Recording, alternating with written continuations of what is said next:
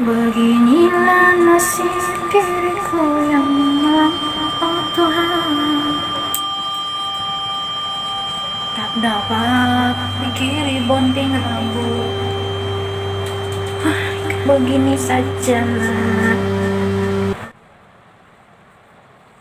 Tengok, lupa diri sudah nih rambut sah. Dia tidak sadar dia rambut orang yang berusia 30-an sudah. Iya, iya, iya. Kan. Hai guys. Kenapa saya punya kamera macam terlampau terang hari ini? Saya tidak tukar telepon, masih juga telepon yang sama, but saya punya kamera lain macam pula ini. Sekejap saya adjust dulu.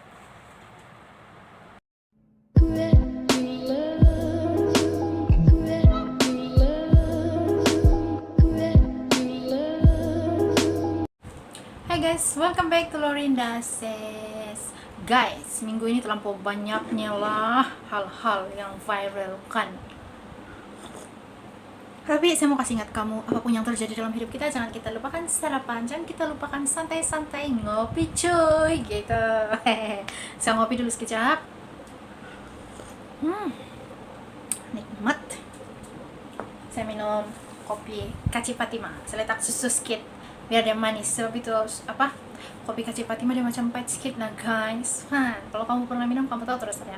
So saya letak setengah susu junjung biar manis sedikit, supaya saya punya hati ini manis sedikit daripada pahit saja terus. Berapa hari saya tidak minum kopi, baru sekarang saya minum lagi. Oke guys, saya harap kamu semua dalam keadaan yang sehat dan stabil dalam apapun yang kamu ada sekarang. Stabil emosi, stabil mental, stabil keuangan, dan stabil sukacita. Kita jangan banyak basa-basi. Berita kita yang pertama pasal Nia Ramadhani. Nia Ramadhani, suami dia dan juga dia punya supir, pemandu, terlibat dalam penyalahgunaan narkoba. Narkoboy, dia bilang kawan-kawan yang saya kenal. So, dalam isu ini sebenarnya bagi saya, kita memanglah kita terkejutkan. Kita terkejut tentang si Nia Ramadhani, tapi ya begitulah manusia guys. Sifat manusia itu tidak dibezakan melalui kasta ataupun dia punya tahap sosioekonomi maupun juga dia punya penampilan luar. Guys, jangan kamu tidak tahu guys, yang cantik-cantik pun pandai makan dada. Tapi iyalah, kalau yang macam muka kita ini mungkin susah juga lah. Habis kau tengok secara saya, macam mana kamu cakap saya makan narkoboy kalau kau tengok muka saya ini. Nah, lemak di mana-mana guys. Jadi bila saya ternampak tuh berita kan, lepas itu saya tengok netizen serang dia. Wow, I'm like, wow dahsyat netizen. Lepas itu kan guys, saya kasihan bila pikirkan tentang si Nia Ramadhani dengan suami dia punya anak dorang lah lebih kasihan daripada kita semua ini. Kita semua hanyalah orang yang menonton, namun yang paling terkesan ialah anak dan keluarga mereka. Jadi saya percaya Nia Ramadhani punya penyesalan tuh besar. Kalau kamu tidak percaya, kamu tengok video ini. Saya Nia Ramadhani Bakri mengakui bahwa yang saya lakukan tidak menjadi sebuah contoh yang terpuji. Sebagai manusia, saya sadar seharusnya saya memberikan contoh yang baik bagi anak-anak saya dan orang-orang di sekitar saya. Saya berharap melalui pernyataan saya ini, saya bisa dibukakan pintu maaf yang sebesar-besarnya dari semua pihak, terutama sekali lagi yang saya kasih orang tua saya dan seluruh keluarga besar. Yang terutama anak-anak saya, Mikaela, Magna, dan Magika. Dan yang terutama buat saya adalah pengampunan dari Allah Subhanahu wa Ta'ala. Dan sebagai warga negara Indonesia yang baik, saya akan bersikap kooperatif dan mengikuti proses hukum yang berjalan. Saya ucapkan terima kasih sekali lagi untuk semua doa dan dukungannya. Wassalamualaikum. Sebagai seorang manusia biasa, kita jangan pernah merasa gembira dengan keadaan yang orang lalui. Maksud saya, kalau orang lain kena tangkap, kalau orang lain melalui satu kecelakaan atau kemalangan ataupun hal terburuk dalam hidup diorang, jangan kita pernah merasa untuk gelak, padan muka, oh I see, saya ingatkan orang kaya sudah tidak mau makan benda-benda begitu, saya ingatkan kaya sudah tidak pandai bersyukuri itu ini. Mungkin betul, tapi at the end of the day, kita siapa untuk menghukum atau untuk mengadili dorang kan. Jadi biarlah hukum yang akan menentukan apa yang akan Nia Ramadhani dan juga dia punya suami terima daripada hal ini. Selain daripada itu, difahamkan bahwa polis di Jakarta juga ada buat press conference tentang dorang memberi penjelasan bahwa tidak terdapat ketidakadilan di dalam cara dorang handle case ini, sebab dorang akan berkelakuan profesional, tidak seperti yang diwar-warkan oleh beberapa individu yang dorang orang kaya mestilah tidak kena hukum. No ya guys, polis akan melaksanakan tugas dengan adil dan kita percayakan saja hal-hal itu pada bahagian hukum ataupun perundangan di negara Indonesia. Back to Malaysia guys, unbelievable. Fiza yang pernah kawin dengan si Adam tuh, Adam Academy Fantasia. Si Fiza kan sudah bercerai, 3 kali sudah dia bercerai. Bersama dengan suami pertama, suami kedua Adam, lepas itu suami yang ketiga yang pilot itu.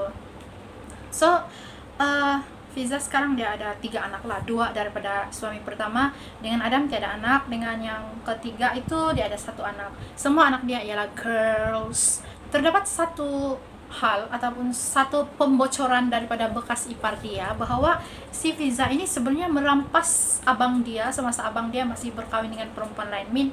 Si Fiza telah merampas pilot itu daripada istrinya. Buktinya ialah terdapat banyak sekali message ataupun Twitter yang dihebah ataupun disebarkan oleh pihak bekas adik ipar si Fiza sendiri, yaitu adik kepada mantan suami Fiza. Jadi dalam tu kita boleh faham bahwa banyak benda yang sebenarnya terjadi tapi kita tidak tahu. Cuma di sini saya masih ingin menegakkan bahwa kita mendengarkan pihak satu sahaja, tapi kita tidak mendengarkan pihak satu juga adalah tidak adil rasanya kan. Jadi kalau dalam isu Fiza merampas suami orang tuh saya tidak pasti, tapi yang sekarang viral itu ialah adik ipar dia membocorkan semua cerita-cerita tentang Fiza, yang mana bagi saya entahlah, susah lah mau cakap guys, kamu sendirilah pikir kan. Apa-apa pun semoga Fiza terus bersemangat melalui hari-hari dia, dan begitu juga dengan bekas suami dia dan keluarga bekas suami dia juga. Semoga nanti ada apa orang bilang, ada perdamaian antara dua pihak ya kan. Kita pun tidak juga mau kalau sentiasa ada sesuatu atau sesuatu memang. Yang ketiga guys, masih berkaitan dengan suami istri. Hari itu saya ada nampak viral di Facebook guys. Si Syuk, kamu tahu kah Syuk? Itu yang paling handsome di stasiun radio itu yang baru-baru kedapatan curang terus kena gantung daripada stasiun radio itu, yang pelawak itu guys, yang selalu pengacara di TV3. Tular hari itu dia punya ex ataupun yang dia punya skandal itu, kalau tidak kena layan oleh si Syuk. Jadi ada masanya we all as a girls kita kena paham juga perasaan istri si Syuk itu, karena sadar juga kita ini di mana letak kita. Cuma itu kalau betul lah, kan saya bilang tadi kalau betul itu ialah message daripada si Farah tadi. Farah kalau saya tidak silap nama itu dia punya ex scandal. Bagi saya kalau dia mau bunuh diri sebab dia kecewa dengan si Syuk, dia kecewa sebab Syuk tidak layan dia. Girls, come on girls, banyak laki-laki handsome di dunia yang lebih kaya. Di Dubai ada seorang yang berusia 18 tahun yang mempunyai rumah bernilai $15 million. Girls, kalau kamu mau cari yang kaya, kamu pergi di Dubai. Why not? Kan alang-alang menyeluk ke biar sampai ke pangkal lengan. Janganlah yang orang punya kan. Oke, next kita pergi kepada cerita seterusnya guys. Cerita seterusnya ialah tentang stasiun radio YouTubers dibuka di Facebook. Jadi kita yang ada karya-karya lagu ataupun kita ada cipta lagu, kita ada single, tapi kita punya single tidak dikenali ramai ataupun belum dikenali orang, belum viral begitu. Kita boleh menggunakan platform radio ini sebagai satu cara untuk memperkenalkan hasil karya ataupun hasil seni kita. Di mana radio itu? Siapakah yang membuat itu radio? Jom kita berkenalan dengan Red Labuk Red FM. Itu ialah stasiun radio online yang telah dibuat oleh Herman Mervin Studio and Entertainment bersama dengan, I believe bersama dengan anak dia dan juga dia punya family yang mengusahakan page radio online itu. So saya ingat tanggung jawab kita semua sebagai kawan-kawan sesama YouTubers adalah untuk melawat page tersebut. So dia akan live untuk memutarkan lagu-lagu hasil karya rekan-rekan YouTubers. Baru-baru saya ada join live dia dan dia ada putar lagu si Morris Jabli. Wow, saya suka itu lagu. Lain daripada itu saya ingat sesuai juga ini platform untuk kita yang mau cover lagu, tapi pastikan lagu yang kita cover itu adalah lagu yang no copyright lah, ya kan? Yang terakhir guys, kita ada isu viral tentang Datuk Srivida. Si Datuk Srivida baru-baru cakap yang jangan asyik mengharap pada bendera putih, jangan asyik mengharap pada bantuan, usahalah dia bilang. Jadi ramailah netizen yang kecam dia sebab ada satu sudut saya setuju dengan netizen, sebab kan guys, kita mau usaha macam mana coba, apapun yang kita mau buat perlukan modal. Selain itu kita perlukan tapak, selain daripada itu kita perlukan pembeli. Di musim-musim sekarang ini kuasa membeli konsumer ataupun pengguna ini berkurang kuasa membeli. Sebab apa? Sebab ekonomi jatuh. Jadi bila kita mau berniaga, kita perlukan pembeli. Kalau pembeli tiada pun sama juga. Di sudut yang betul juga cakap Datuk Srivida, which is kita kena berusaha sebab tak semua perniagaan sebenarnya perlukan modal guys. Contohnya dropship. Kita boleh buat dropshipping tanpa memerlukan modal. Kita cuma ambil iklan, kita iklankan, orang order, kita order. So kita akan charge dalam RM2 ataupun RM3 atau RM1. Itu terpulang kepada kita untuk charge berapa. Jadi untung dia di situlah. Kalau kita buat 10 jualan sehari, jadi kalau RM2 kita punya untung untuk satu barang, 10 kali 2 20, jadi RM20 sehari. Which is berbaloi juga untuk kita tekan-tekan telepon daripada kita online tidak mau buat. So di sini siapa yang mau buat dropship tapi tidak tahu macam mana memula, kamu boleh join saya di Telegram saya di Telegram Mami Cantik Legacy. Di situ saya sediakan bahan iklan untuk kamu yang berminat untuk buat dropship tanpa modal. Jadi kerja kamu buka di Telegram saya, ambil detail barang, kamu iklan, kamu kasih up to harga, kasih markup harga, nanti balik pada saya, saya mau order ini di alamat begini-gini gitu. Nanti saya akan proceed order itu, kamu bayar pada saya seharga yang ada di harga Telegram saya itu saja. Kamu paham kah? Nah, kamu buat 10 jualan, 20 jualan sehari, tidak mustahil akan ada RM100 di account kamu dalam masa seminggu. Yang mana bagi saya itu sangat membantu. Dan seperti yang kamu tahu, saya pun lama sudah buat online business. Saya sudah buat dropship dari 2011 guys. 2011 sampai 2021 sekarang 10 tahun sudah. Jadi agak lama sudah juga saya buat dropship. Hasil dia ya begitulah. Kurang-kurang koman-koman kalau ada di account kalau RM50 dalam seminggu. Which is memang tidak cukup kalau mau cover bill, mau cover itu ini, tapi at least ada untuk beli telur goreng, ada untuk beli beras, ada untuk beli kamu punya minyak masak, tukar gas. Maksud saya di sini sekurang-kurangnya ada untuk kita sementara tunggu suami kita dapat gaji, ataupun sementara tunggu bantuan lain, ataupun sementara tunggu kita ada duit lain.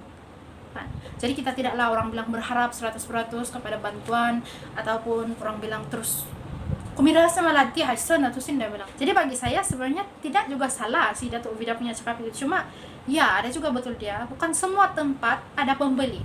Saya sokong Datuk Vida juga, saya sokong netizen juga. Ada betul dan ada salah bagi kedua-dua. Jadi ya itu sajalah guys berita-berita viral kita minggu ini. Terima kasih semua kamu menonton. Kalau kamu sudi menonton di video-video saya yang akan datang, kamu terus subscribe channel saya supaya kamu nampak lagi video saya. Saya buat video seram, perkongsian info-info sejarah, perkongsian info-info viral, hal-hal mistik, unboxing. Saya juga buat cover tapi di channel saya yang satu di Lorinda J. Dan ya, saya juga ada di TikTok guys. Kalau kamu ada TikTok, kita live di sana ya guys. Saya punya TikTok Lorinda 89, Lorinda says. Kamu cari saja itu, pasti kamu jumpa. Okay, thank you for watching guys. You guys are awesome. Stay safe, stay healthy, stay semangat. Salam kopi susu. Bye. Gitu.